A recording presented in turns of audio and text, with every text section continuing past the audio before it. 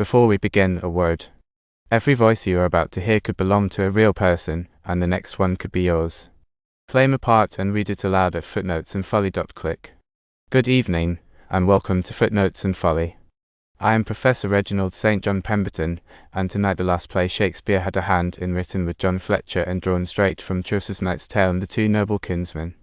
It is a strange and beautiful thing, the story of two friends so close they are almost one soul, undone by a single glance at a woman neither of them has ever met. We give you the whole of it, complete and unabridged, in clear modern English. The plain rendering and the asides are my own. This is part 1. In Athens, Duke Theseus is about to wed Hippolyta the Amazon when 3 queens in mourning throw themselves at his feet. Their husbands lie unburied on the field before Thebes, and they beg him to make war on the tyrant Creon. He goes, and wins, and among his prisoners are 2 young Theban cousins, Palamon and Arcite, bound to each other by the deepest friendship, who from their cell window look down into a garden, and both, in the very same instant, fall in love with Hippolyta's sister Emilia. Let us begin. New plays and young brides are much alike. Both are eagerly pursued, and much money is paid for both, if they prove sound and good. A good play, whose modest scenes blush on its wedding day and tremble at the risk of losing its honor, is like a bride who, after the sacred bond and the stir of the first night, still remains modest, and still shows more of the maiden to the eye than of the husband's possession. We pray our play may be like that, for I am sure it has a noble and pure creator, a learned man, and a poet who never yet became more famous between the Po and the Silver Trent. Chaucer, admired by everyone, gives us the story. There it lives, constant for all eternity. If we let the nobility of it fall, and the first sound this child hears is a hiss, how it will shake the bones of that good man, and make him cry out from under the ground, "Oh, blow away from me the foolish chaff of such a writer, who ruins my laurels and makes my famous works seem lighter than Robin Hood." This is the fear we bring with us. For, to tell the truth, it would be an endless task, and far too ambitious, to try to rise to his level. Weak as we are, and almost out of breath, we swim in these deep waters. Only hold out your helping hands, and we shall turn our course and do something to save ourselves. You shall hear scenes which, though beneath his art, may still prove worth 2 hours' journey. Sweet sleep to his bones, and contentment to you. If this play does not keep a little dull time away from us, then we see our losses falling so thickly that we must surely leave. A flourish sounds. Prologue exits. Hymen enters with a burning torch. A boy in a white robe walks before him, singing and scattering flowers. After Hymen comes a nymph with her loose hair around her, carrying a garland of wheat. Then Theseus enters between 2 other nymphs, who wear wheat garlands on their heads. Hippolyta, the bride, is led by Pirithous, while another attendant holds a garland over her head. Her hair also hangs loose. After her comes Emilia, holding up Hippolyta's train. Artesius and other attendants follow. Music plays. The boy sings. Roses, now that their sharp thorns are gone, are royal not only in scent but in color too. Maiden pinks with faint fragrance, daisies without scent but still beautiful and true sweet time. Primrose, first child of spring, cheerful herald of the season, with pale harebells, oxlips growing in their cradles, marigolds blooming on their deathbeds, and neat larks' heels. He scatters flowers. All dear, sweet children of nature lie before the bride's and bridegroom's feet, blessing their senses. No angel of the air, no bird with lovely song or lovely form, is absent from this place. But the crow, the slanderous cuckoo, the ominous raven, the grey chow, and the chattering magpie must not perch or sing upon our bride house, nor bring any discord there, but must fly away from it. 3 queens in black enter, veiled and stained with grief, wearing imperial crowns. The first queen falls at Theseus's feet, the second at Hippolyta's, and the third before Emilia. For pity's sake, and for the sake of true nobility, hear me and show me respect. For your mother's sake, and as you hope your womb may flourish with beautiful children, hear me and show me respect. Now, for love of the man whom Jove has marked as the honor of your marriage bed, and for the sake of pure virginity, speak for us and for our suffering. This good deed will erase from the book of your sins every offense written there. Sad lady, rise. Stand up. Do not kneel to me. Any distressed woman I can help has a claim on me. What is your request? One of you speak for all. We are 3 queens whose husbands fell before the wrath of cruel Creon. Their bodies lie in the foul fields of Thebes, enduring the beaks of ravens, the talons of kites, and the pecking of crows. He will not allow us to burn their bones, place their ashes in urns, or remove the insult of mortal decay from the blessed eye of holy Phobos. Instead he infects the winds with the stench of our murdered lords. O pity us, Duke! You purifier of the earth, draw your feared sword, the sword that does good service to the world. Give us the bones of our dead kings, so we may lay them in sacred burial. In your boundless goodness, take note that for our crowned heads we have no roof except this open sky, which is also roof for lion and bear and vault for every living thing. Please do not kneel. I was carried away by your speech, and let your knees wrong themselves. I have heard the fate of your dead lords, and it fills me with such grief that it wakes my vengeance and desire to revenge them. King Capaneus was your husband. On the day he was to marry you, at just such a time as this is for me, I met your bridegroom by Mars's altar. You were so beautiful then. Juno's mantle was not fairer than your hair, nor spread with greater richness. Your wheat garland was not yet threshed or blighted. Fortune dimpled her cheek at you with smiles. Hercules, our kinsman, made weak by your eyes, laid down his club, fell upon his Nemean lion's skin and swore that his sinews had melted. O grief and time, fearful devourers, you will consume everything. Oh, I hope some god has put his mercy into your manhood, and will pour power into it and drive you forward as our champion. Oh, no knees, none, widow. Use them before helmeted Bellona, and pray for me as your soldier. I am troubled. Theseus turns away. Honored Hippolyta, most feared Amazon, you who killed the boar with scythe-like tusks, you whose arm, as strong as it is white, nearly made men captive to your sex, until this lord of yours, born to uphold the order in which nature first established creation, drew you back within the bounds you were overflowing, subduing at once your force and your affection. Woman soldier, who can balance sternness and pity equally, I know you now have far more power over him than he ever had over you. You possess both his strength and his love. He is servant to the tone of your speech. Dear mirror of ladies, bid him let us, scorched by flaming war, cool ourselves beneath the shadow of his sword. Require him to lift it over our heads. Speak in a woman's key, like any one of us three. Weep before you fail. Lend us a knee, touch the ground for us no longer than the flutter of a dove when its head is plucked off. Tell him what you would do if he lay swollen in the blood-soaked field, showing his teeth to the sun and grinning at the moon. Poor lady, say no more. I would as willingly follow this good action with you as go to the place where I am now going, and I never yet went so willingly anywhere. My lord is struck deep in the heart by your distress. Let him consider. I will speak soon. Oh, my petition was written in ice, and hot grief has melted it into drops.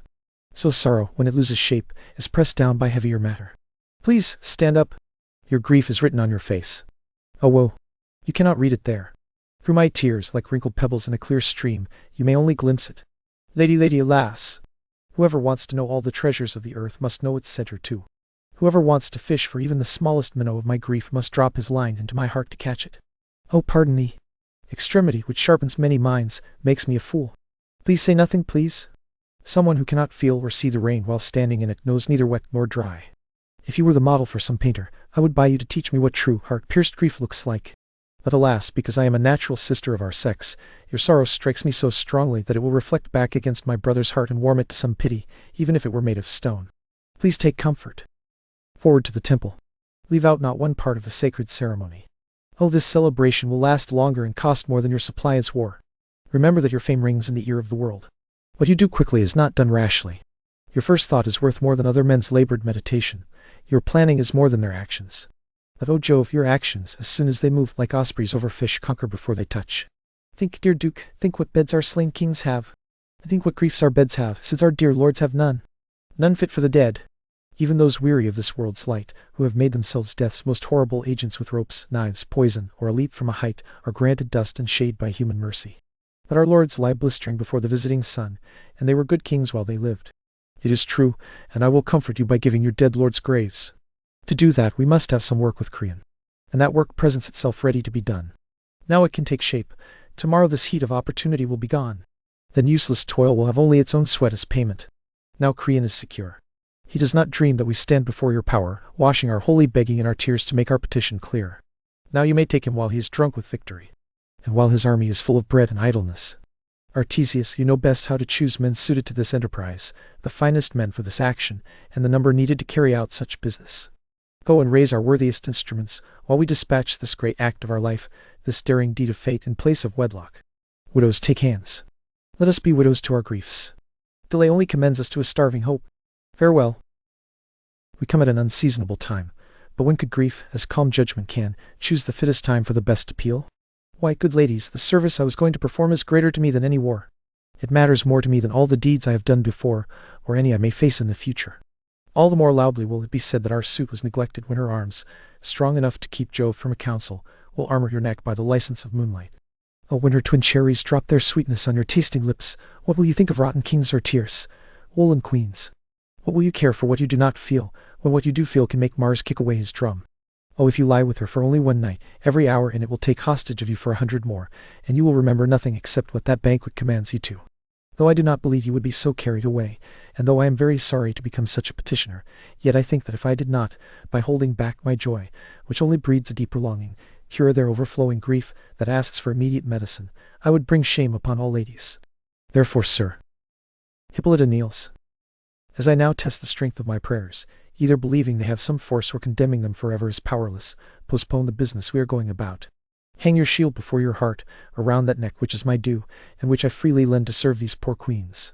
Oh, help now! Our cause cries for your knee. If you do not grant my sister her petition with the force, speed, and natural feeling with which she makes it, from this time on, I will not dare ask you anything, nor ever be bold enough to take a husband. Emilia kneels to Theseus. Please stand up.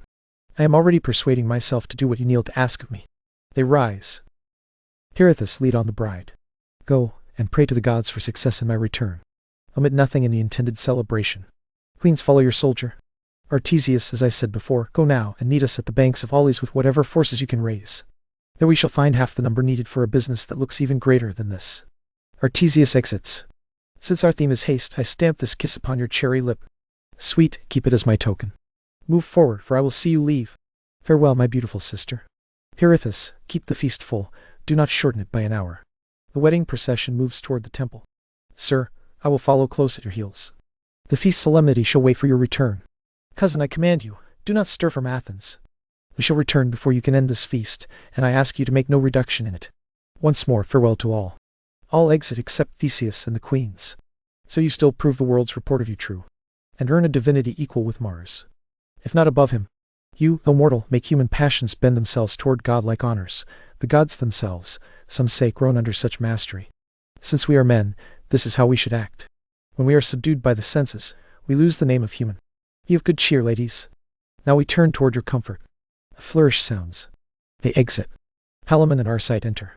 Dear Palamon, dearer to me in love than in blood, my closest cousin, still not hardened in the crimes that grow so easily in human nature, let us leave Thebes and the temptations inside it before we further stain the bright polish of our youth. To remain here and try to live purely would shame us almost as much as giving in to corruption. Not to swim with the current is almost to sink, or at least to waste our struggle, and if we follow the common stream, it will carry us into an eddy where we must either turn helplessly or drown. If we fight our way through, what do we gain but bare life and weakness? Your advice is supported by what we see around us. Since we first went to school, what strange ruins we can see walking through Thebes. Scars and ragged weeds are the reward of the soldier, who aimed his brave efforts at honor and gold. Even if he won them, he did not keep them, and now peace, for whom he fought, tosses him aside. Who, then, will make an offering at Mars' so scorned altar? I bleed inwardly when I meet such men, and I wish great Juno would take up her old fit of jealousy again, so soldiers might have work, and peace, being overved, might purge itself and regain its charitable heart, which is now harder and harsher than strife or war could ever be. Are you not wandering from the point? Do you meet no ruin in all the twists and turns of Thebes except the soldier? You began as if you had seen decays of many kinds. Do you notice nothing that stirs your pity except the neglected soldier? Yes, I pity decay wherever I find it, but most of all in those who sweat in honorable labor and are paid with ice to cool them. That is not what I began to speak about. Virtue like that has no standing in Thebes. I was speaking of Thebes itself. How dangerous it is for us to live here if we mean to keep our honor, where every evil wears a good color, where every seeming good is certainly evil, where not to be exactly like the people here makes us strangers, and to be such strangers makes us seem like monsters. That is within our power, unless we are afraid that apes can teach us how to behave. Why must I imitate another man's walk, when a true man does not catch such things? Why should I be fond of another man's way of speaking, when I can be understood well enough in my own, and saved too, if I speak honestly? Why am I bound by any noble duty to follow a man who follows his tailor, perhaps until the one who is followed begins chasing him in return? Tell me why my own barber is unlucky, and my poor chin too, because it is not trimmed exactly according to some favorite's mirror. What rule commands me to take my rapier from my hip and let it dangle in my hand, or to walk on tiptoe before the street is even muddy? Either I am the lead horse in the team, or I am not one of those who draw in the following trace. These small, shallow sores need no plantain leaf to heal them. What tears open my chest almost to the heart is our Uncle Creon. Yes, he, a tyrant without limits, whose successes make heaven seem unfearsome and make villainy feel secure beyond its proper power, whose fortune almost throws faith into a fever and worships only changeable chance, who credits the powers and efforts of other instruments only to his own nerves and actions, who commands men's service, then takes both the profit and the glory of what they win in it, a man who is not afraid to do harm, and does not dare to do good. Let the blood in me that is related to him be sucked out with leeches, let them swell with that corruption burst and fall from me. Clear, spirited cousin, let us leave his court, so we may share nothing of his noisy disgrace. Our milk will taste of the pasture we feed in, and we must either become vile or disobedient. We cannot be his kinsmen in blood unless we are also like him in nature. Nothing is truer. I think the echoes of his shames have deafened the ears of heavenly justice. Widows' cries fall back down into their own throats, and never receive the gods' proper hearing. Valerius enters. Valerius. The king calls for you, but go with heavy feet until his great rage has passed. When Phoebus broke his whip handle, and cried out against the horses of the sun, that was only a whisper compared with the loudness of his fury. Small winds shake him. But what is the matter? Theseus, whose threats themselves terrify, has sent him a deadly challenge and declares ruin to Thebes. He is close at hand to seal the promise of his anger. Let him approach. If we did not fear the gods in him, he would not bring a jot of terror to us. Yet what man does not cut his own worth by 2/3, as each of us must, when his action is weighed down by a mind certain that what he is doing is bad? Leave that unargued. Our service now belongs to Thebes, not Creon. Still, to stand neutral toward him would be dishonor, and to oppose him would be rebellion. Therefore, we must stand with him under the mercy of our fate, which has already marked the boundary of our last minute. So we must. Is it said that this war is already on foot, or only that it will begin if some condition fails? It is already in motion. The state intelligence arrived this instant, together with the challenger. Let us go to the king. If he carried even a quarter of the honor his enemy brings with him, then the blood we risk would be spent as if for our own health, not wasted, but laid out to buy something worthwhile. But alas, when our hands are raised before our hearts are in it, what harm will come from the fall of the stroke? Let the outcome that never mistaken judge tell us when we know ourselves fully. Let us follow the beckoning of our chance. They exit. Pirithous, Hippolyta, and Emilia enter before the gates of Athens. No farther. Sir, farewell. Carry my good wishes again to our great lord. I will not insult his courage by worrying fearfully over whether he will succeed. Still, I wish him power in excess, power overflowing, if that were possible, enough to withstand even the worst treatment from fortune. Go quickly to him. Abundance never harms good rulers. Though I know his ocean has no need of my poor drops, still they must pay their tribute there. My precious maid, may the finest affections heaven pours into its best, made creatures remain enthroned in your dear heart. Thank you, sir. Remember me to our holy royal brother. I will pray to great Bellona for his success, and since, in our earthly state, petitions are not understood unless they come with gifts, I will offer her whatever I am advised she likes. Our hearts are in his army, in his tent, in his very breast. We have been soldiers, and we cannot weep when our friends put on their helmets, or go to sea, or tell of babies lifted on spears, or women who have boiled their infants in the brine they wept while killing them, and then eaten them. So if you stay expecting to see us behave like weak spinners, we would keep you here forever. Peace be with you as I pursue this war which, when it is finished, shall need no further asking. Pirithous exits. How his longing follows his friend. Since Theseus left, Pirithous has gone through his sports carelessly, though they called for seriousness and skill. Neither winning made him pay attention, nor losing made him think. One business was in his hand, another directed in his head, and his mind nursed these very different twins equally. Have you watched him since our great lord departed? With much effort, and I loved him for it. Those two have shared quarters in many a corner as dangerous as it was poor, where danger and want struggled together. They have crossed torrents whose roaring tyranny and power were dreadful even in the least of them. They have fought side by side where death itself was lodged, and yet fate has brought them safely away. Their knot of love has been tied, woven, and tangled with such truth, for so long, and with a finger of such deep skill, that it may wear out, but it can never be undone. I think Theseus himself could not judge fairly between them, splitting his conscience in two and giving each side equal justice, to decide which he loves best. No doubt there is a best, and reason would be rude to say it is not you. I once knew a time when I had a playfellow. You were at war when she enriched the grave, when she made the bed too proud by lying in it, and took leave of the moon, which then looked pale at parting. We were both 11 years old. It was Flavina. Yes. You speak of the love between Pirithous and Theseus. Theirs has deeper ground, is more maturely seasoned, and is more securely fastened with strong judgment. Their need for each other may be said to water the intertwined roots of their love. But I and the girl I sigh for and speak of were innocent things. We loved simply because we loved, like the elements, which do not know what they do or why, yet produce rare results by their working. Our souls acted the way toward one another. Whatever she liked, I approved. Whatever she disliked, I condemned with no further trial. The flower I would pluck and place between my breasts, which were then only beginning to swell around their blossom, she would long for until she had another like it, and would set it in the same innocent cradle, where, like phoenixes, they died in perfume. There was no ornament on my head that she did not copy. Her tastes, pretty ones, though perhaps worn carelessly, I followed as my most serious adornment. If my ear had stolen some new tune, or by chance hummed one from some musical invention, it became a note where her spirits would stay, no, rather live, and she would sing it in her sleep. This telling, which my innocent passion knows well, comes in like the unwanted child of old importance, but it has this purpose, to show that true love between maid and maid may be more than love divided by sex.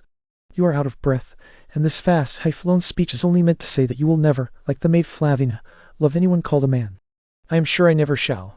Now, alas, weak sister, I must believe you no more on this point, though I know you do believe yourself, than I would trust a sickly appetite that hates even what it longs for. But surely, my sister, if I were ready to accept your persuasion, you have said enough to shake me from the arm of the all-noble Theseus. For his fortunes I will now go in and kneel, with full assurance that we, more than his Pirithous, hold the high throne in his heart.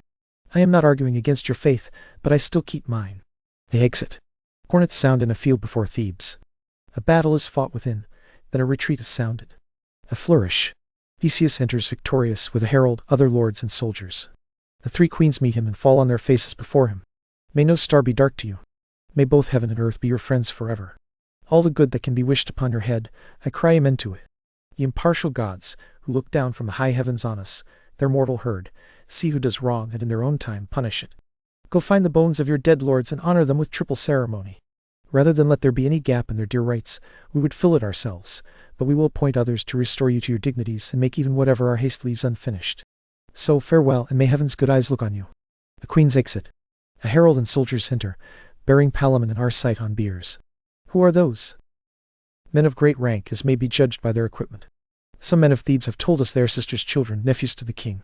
By the helmet of Mars I saw them in the war. Like a pair of lions smeared with prey, they cut lanes through terrified troops. I fixed my attention steadily on them, for they were a sight worthy of a god's eyes. What prisoner was it who told me their names when I asked? With your permission, they are called Arcite and Palamon. That is right, those are the men. They are not dead, nor are they truly alive. If they had been taken when their last wounds were given, it is possible they might have been recovered. Still, they breathe, and they have the name of men. Then treat them like men. Even the dregs of such men, many millions of degrees down, surpass the wine of others. Let all our surgeons gather for their sake.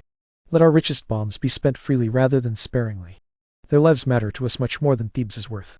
Rather than have them recovered from this condition and restored to their morning state, sound and at liberty, I would have them dead, but 40,000 times over, I would rather have them as our prisoners than dead. Carry them quickly away from our friendly air, which is unfriendly to them, and give them every help one man can give another. For our sake, give even more. I have known fear, fury, the commands of friends, the urgings of love, zeal, a mistress's task, desire for liberty, fever, and madness set a mark that nature could not reach without some added force, where sickness in the will overpowered strength and reason. For our love and great Apollo's mercy, let all our best surgeons offer their best skill. Lead them into the city. When we have settled what is scattered here, we will hurry to Athens ahead of our army. A flourish sounds. They all exit. Music plays. The queens enter with the funeral biers of their knights, in solemn procession. Bring ends and sweet perfumes, that rising vapors and sighs darken the day. Our grief looks more deadly than death itself. Bring balms, gums, and mournful faces, sacred vessels filled with tears and cries flying through the wild air. Come, every sad and solemn sight, all enemies of quick-eyed pleasure. We summon nothing here but sorrow, we summon nothing here but sorrow. This funeral road leads to the grave of your house. May joy take hold of you again, may peace sleep with him. And this road leads to yours. Yours is this way. May heaven grant 1,000 different roads, to one certain end. This world is a city full of wandering streets, and death is the marketplace where everyone meets. They depart separately. In Athens, in a garden with a castle in the background, the jailer and wooer enter. I may leave little behind while I live, something I may pass on to you, but not much. Alas, though the prison I keep is meant for great people, such prisoners rarely come. For every salmon you catch, you will take a whole number of minnows. People say I am better supplied than I can see in myself, if rumor is telling the truth. I wish I truly were what people report me to be. Still, whatever I have, whatever it may be, I will settle it on my daughter on the day I die. Sir, I ask for no more than what you yourself offer, and I will settle on your daughter what I have promised. Well, we will speak more of this after the funeral solemnity is over. But do you have her full promise? Once that is clear, I give my consent. The jailer's daughter enters, carrying rushes. I have, sir. Here she comes. Your friend and I happened to mention you here, about the old matter. But no more of that now. As soon as the bustle at court is over, we will bring it to a conclusion. In the meantime, look carefully after the two prisoners. I can tell you they are princes. These rushes are to strew their chamber. It is a pity they are in prison, and it would be a pity if they were out. I think they have enough patience to make any hardship ashamed of itself. The prison itself is proud of them, and they have the whole world in their chamber. They are said to be a pair of perfect men. By my faith, I think fame only stammers when it speaks of them. They stand a step higher than report can reach. I heard it said that in the battle they were the chief men doing the work. Most likely, for they are noble sufferers. I wonder how they would have looked if they had been victorious, when even now, with such steady nobility, they force a kind of freedom out of captivity, making misery their merriment and affliction a little thing to joke about. Do they really? It seems to me they feel their imprisonment no more than I feel myself ruling Athens. They eat well, look cheerful, and talk about many things, but never about their own restraint or misfortunes. Yet sometimes a divided sigh, as if martyred in the very act of being released, will break from one of them. Then the other immediately rebukes it so sweetly that I could wish myself a sigh, just to be scolded so, or at least the one sighing, so I might be comforted. I have never seen them. The Duke himself came privately in the night, and so did they. Palamon and Arcite appear above. What the reason was, I do not know. There they are. That is Arcite looking out. No, sir, no, that is Palamon. Arcite is the lower of the two. You can see part of him. Come, stop pointing. They would not want us staring at them. Get out of their sight. It is a holiday just to look at them. Lord, what a difference there is between men. They leave. Palamon and Arcite are in prison. How are you, noble cousin? How are you, sir? Strong enough to laugh at misery and endure the luck of war, yet we are prisoners, I fear, forever, cousin. I believe so, and I have patiently stored up my remaining hours for that fate. Oh, cousin Arcite, where is Thebes now? Where is our noble country?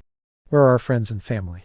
We must never again see those comforts, never watch the hardy young men compete in games of honor, wearing the painted favors of their ladies like tall ships under sail, never again spring in among them, and like an east wind, leave them all behind us like slow clouds, while Palamon and Arcite, with even the swing of a playful leg, outran the people's praise and won the garlands before anyone had time to wish them ours. Oh, never again shall we two, like twins of honor, exercise our arms, or feel our fiery horses beneath us like proud seas. Our good swords, better than any the red-dyed god of war ever wore, have been torn from our sides. Like age, they must run to rust and decorate the temples of the gods who hate us. These hands shall never draw them out like lightning to strike down whole armies again. No, Palamon, those hopes are prisoners with us. Here we are, and here the graces of our youth must wither like a spring that came too early. Here old age must find us, and what is heaviest, Palamon, find us unmarried. The sweet embrace of a loving wife, loaded with kisses and armed with 1,000 cupids, shall never clasp our necks. No children will know us. We shall never see young copies of ourselves to cheer our age, nor teach them like young eagles to look boldly against bright weapons and say, "Remember what your fathers were and conquer." Fair-eyed maids will weep over our banishment, and in their songs curse ever, blind fortune, until she is ashamed to see what wrong she has done to youth and nature. This is all our world. We shall know nothing here but one another, hear nothing but the clock that counts our sorrows. The vine will grow, but we shall never see it. Summer will come with all her delights, but dead, cold winter must always live here. It is too true, Arcite. We shall no longer shout to our Theban hounds that shook the old forest with their echoes, no longer shake our pointed javelins, while the angry boar flies from our fury like a Parthian quiver, struck by our well-steeled darts. All brave practices, the food and nourishment of noble minds, shall perish here in us too. We shall die, which is honor's curse, the last of our kind, children of grief and ignorance. Yet, cousin, even from the bottom of these miseries, from all that fortune can inflict on us, I see 2 comforts rising, 2 pure blessings, if the gods allow them, to keep a brave patience here, and to enjoy our sorrows together. While Palamon is with me, may I perish if I think this is a prison. Certainly, cousin, it is a great good that our fortunes were twined together. It is most true. 2 souls placed in 2 noble bodies, if they suffer the bitterness of chance while they grow together, will never sink. They must not, even if they could. A willing man dies in his sleep, and all is done. Shall we make worthy use of this place that all men hate so much? How gentle, cousin? Let us think of this prison as a holy sanctuary, keeping us safe from the corruption of worse men. We are young and still desire the paths of honor. Freedom and ordinary company, the poison of pure spirits, might court us like women and lure us to wander away from them. What worthy blessing is there that our imaginations cannot make ours? And here, being together like this, we are an endless mind to one another. We are one another's wife, always bringing forth new births of love. We are father, friends, acquaintances. In one another we are whole families. I am your heir, and you are mine. This place is our inheritance. No harsh oppressor dares take it from us. Here, with a little patience, we shall live long and lovingly. No excess will hunt us down. The hand of war hurts no one here, nor do the seas swallow up young men. If we were free, a wife might lawfully divide us, or business might. Quarrels might consume us. The envy of bad men might claim our company. I might fall sick, cousin, where you would never know it, and so die without your noble hand to close my eyes, or your prayers to the gods. 1,000 chances, if we were away from here, would separate us. You have made me, and I thank you for it, cousin Arcite, almost delighted with my captivity. What misery it is to live abroad and everywhere. To me it seems like living as a beast. I find the court here, I am sure, more contented, and all those pleasures that lure men's wills toward vanity I now see through, and I am strong enough to tell the world it is only a gaudy shadow that old time takes with him as he passes by. What would we have become growing old in the court of Creon, where sin is justice, and lust and ignorance are the virtues of the great? Cousin Arcite, if the loving gods had not found this place for us, we would have died as they do, wicked old men, unmourned, with the people's curses for our epitaphs. Shall I say more? I would keep listening to you. Then you shall. Is there any record of two people who loved better than we do, Arcite? Surely there cannot be. I do not think it possible that our friendship should ever leave us. Until our deaths it cannot. Emilia and her woman enter below. And after death our spirits shall be led to those who love eternally. Go on, sir. This garden has a world of pleasures in it. What flower is this? It is called Narcissus, madam. He was certainly a beautiful boy, but a fool to love himself. Were there not enough maidens? Please go on. Yes. Or were they all hard-hearted? They could not be to one so beautiful. You would not have been.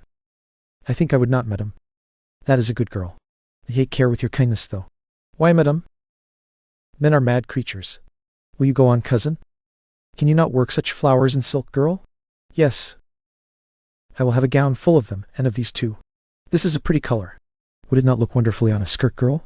Beautifully, madam. Cousin. How are you, sir? Why, Palamon.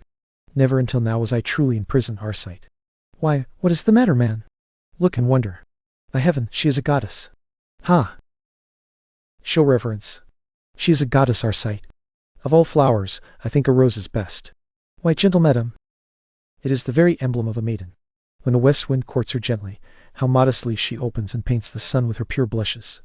But when the north wind comes near her, rude and impatient, then, like chastity itself, she locks her beauty back into her bud and leaves him to the common briars. Yet, good madam, sometimes her modesty opens so far that she falls because of it. A maiden, if she has any honor, would be unwilling to follow her example. You are being naughty. She is wonderfully fair. She is all the beauty that exists. The sun is getting high. Let us walk in. Keep these flowers. We will see how close art can come to their colors. I am wonderfully merry-hearted. I could laugh now. I could lie down, I am sure. And take someone with you? That depends on the bargain, madam. Well then, agree on it. Emilia and woman exit. What do you think of this beauty? She's a rare one. Only a rare one? Yes, a matchless beauty. Might a man not very well lose himself and love her? I cannot tell what you have done. I have. Curse my eyes for it. Now I feel my shackles. You love her, then? Who would not? And desire her? More than my freedom. I saw her first. That is nothing. But it shall be something. I saw her too. Yes, but you must not love her. I will not love her as you do, worshipping her as heavenly and a blessed goddess. I love her as a woman to possess her. So both of us may love. You shall not love her at all. Not love her at all. Who shall deny me? And there we will pause, on the crack that will split a friendship in two. A moment ago Palamon and Arcite swore that nothing in this world could part them. Now each has looked down on Emilia in the garden, and each has claimed her, and the same love that made them brothers is turning them into rivals inside one shared cell. Next time, in part 2, the quarrel hardens, Arcite is banished and creeps back in disguise to be near her, and the jailer's daughter loses her heart and soon her wits to Palamon. Mind the footnotes, and beware the folly. One last thing before you go. There's a part on our stage still wanting a voice, and it may as well be yours. Come and read for us at Footnotes and Folly. Click and be in the next telling rather than only watching it. And before the lamp goes out, a small request. If something tonight taught you, or surprised you, or simply delighted you, do leave a comment and tell me what it was.